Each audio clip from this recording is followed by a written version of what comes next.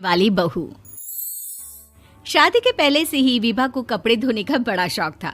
कभी नल के नीचे तो कभी तालाब के पास। अरे मेरी नीली वाली लुंगी नहीं दिख रही है। विभा की अम्मा, कहाँ रखी है लुंगी? अरे वो तो विभा ने परसों ही धोकर रखी थी आपकी अलमारी में, देखो वहीं होगी। वो ना मैंने आज धो दी, मुझे लगा कि गंदी हो गई होगी। अरे कैसे गंदी हो गई थी? उसे तो मैंने पहना भी नहीं। हे भगवान, इस लड़की के कपड़े धोने की आदत से परेशान हो गया हूँ मैं। जितना तो घर में राशन नहीं आता, उससे कहीं ज्यादा डिटर्जेंट पाउडर का खर्चा है। इसकी शादी करवा दो, शादी जाए अपने घर में ही करे काम, फिर चाहे घर के कपड़े धोने हो या पूरे गांव के। हाँ ठीक बोल रही हो, देखता हूँ मैं कोई लड़का। वो दिन भी आ जाता है जब विभा को देखने लड़के वाले आ जाते हैं। लड़की मुझे अच्छी लगी। होने वाली सास कहती है, बेटी अगर कुछ पूछना है तो पूछ लो। वैसे तो हमारी लड़की बहुत ही शर्मीली है, जो बोल दो वो मान लेती है, इसे क्या पूछना होगा। अरे कैसी बात कर रही हो माँ, मुझे इन लोगों के घर रहना है, सवाल तो कई है। हाँ हाँ बेटा, पूछ लो ना, क्या पूछना है। आप लोगों के घर कपड़े कौन धोता है? सास का मुंह बन जाता है।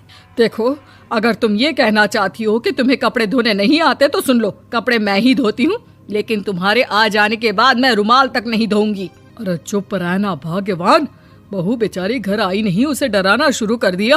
वो क्या है ना बिटिया, अभी तक तो ये कल्लू की माँ ही धोती थी, लेकिन अब तुम्हारे पापा तो दहेज में वॉशिंग मशीन देंगे ही।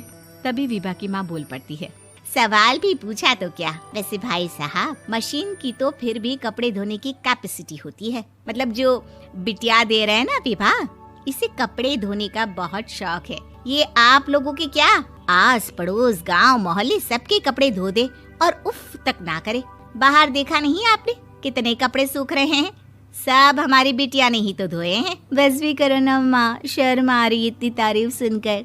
और तो और एक दाग निकाल कर दिखाओ तो मान जाओ। हाँ अच्छा अच्छा, माफ करना बेटा, मैंने गलत समझा। हमें तो रिश्ता बहुत पसंद है। और ऐसे जुड़ जाता है रिश्ता कपड़े धोने का शौक रखने वाली विभा का। उसकी शादी हो जाती है कोयला फैक्ट्री में काम करने वाले कल्लू के साथ। शादी के बाद अचानक विभा चिल्लाती हुई सास के पास आती है। सासू माँ, अरे सासू माँ कहाँ है आप? ये तो धोखा है, धोखा दिया आप लोगों ने मुझे। इसे ससुर के चक्कर के बारे में पता चल गया। अरे तो उसमें तुझे क्यों धोखा मिला है? अरे नल में पानी नहीं आता, कपड़े कैसे कब धुलेंगे? अच्छा अच्छा, तू पानी नहीं आ रहा उसकी बात कर रही है। तो आपने क्या सोचा? कुछ नहीं। अच्छा, तेरी माँ ने कहा था कि कपड़े धोने का शौक है तुझे, याद आया मुझे। शौक शौक बोलकर कपड़े धोने वाले मेरे जुनून को कम ना आके सासू माँ, कपड़ा धोना मेरा गुरूर है। तभी पति भी वहाँ आ जाता है। अभी अभी मैंने इसे सनी देओल की फिल्म दिखाई है, उसी के डायलॉग मार रही है माँ। अच्छा सुन, साफ साफ बता रही हूँ, पानी सुबह 4 से 6 और शाम को 10 से 12 आता है, समझी?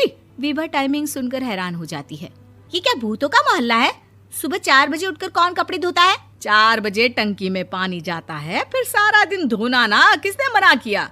अरे कैसी बात कर रही हैं? 200 लीटर की टंकी में कितने कपड़े धो लूंगी मैं, सुबह ही उठ जाऊंगी मैं। अब क्या था, विभा सुबह 4 से लेकर रात के 12 बजे तक कपड़े ही धोती रहती। एक रोज सास पड़ोस से निकलकर कहीं जा रही होती है कि साथ वाली कहती है, हाँ कल्लू की माँ, जरा ये बताओ कि 2 साड़ी है, 2 ब्लाउज और एक पेटीकोट और एक नाड़े वाला लंबा कच्छा। हाँ तो? अरे तो क्या, कितना लोगी धुलाई ये बताओ। धोबन दिख रहे हैं हम क्या?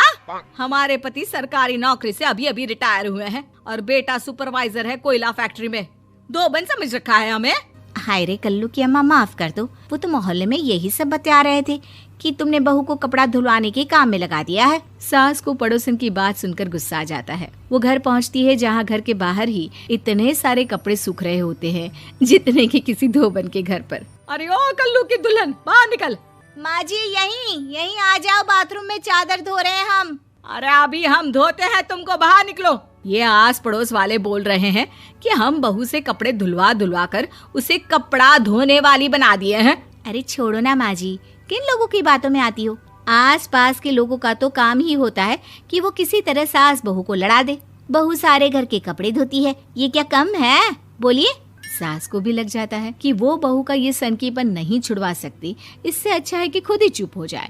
एक रोज सास और बहू मंदिर जाते हैं, जहाँ सास की साड़ी वहाँ खड़ी भीख मांगने वाली से मिलती है। माँ जी क्या बात है, आपकी साड़ी उस भिखारन से कितनी मिल रही है ना? हाँ हाँ देखो तो, दोनों की साड़ी मिल रही है। क्या बात है कल्लू की अम्मा, तुम खुद को तो अफसर की बीवी बताती हो और ऐसी सिंपल सी प्लेन साड़ी पहनकर घूमती हो। सिंपल और प्लेन नहीं है ये साड़ी। तो क्या सोने के धागे से फूल बने हैं? कुछ भी सासू माँ, कुछ भी।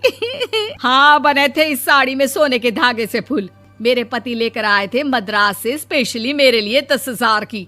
ताहे भाई साहब इस भिखारन के लिए भी सेम टू सेम साड़ी लेकर आए होंगे 10,000 की। सास उस वक्त तो कुछ नहीं कहती, लेकिन बहू के साथ घर आती है और अलमारी से एल्बम निकाल कर लाती है। ये साड़ी देख रही है, ये वही साड़ी है जिसे मैंने अभी पहना था। इस साड़ी में ये जो चमकदार फूल दिख रहे हैं ना, ये सोने के धागों से काढ़े गए हैं। लेकिन तू लोकल वॉशिंग मशीन ब्रश से घिस घिस कर सारे फूलों को निकाल कर साड़ी प्लेन कर दी। मुझे माफ कर दीजिए सासू माँ। और तो और, जब मैंने तुझे तेरी गलती के लिए कुछ नहीं कहा, लेकिन तूने तो सबके सामने मेरा मजाक ही बना दिया। क्यों? बहू को समझ में आ जाता है कि अब से उसका कपड़े धोना बंद।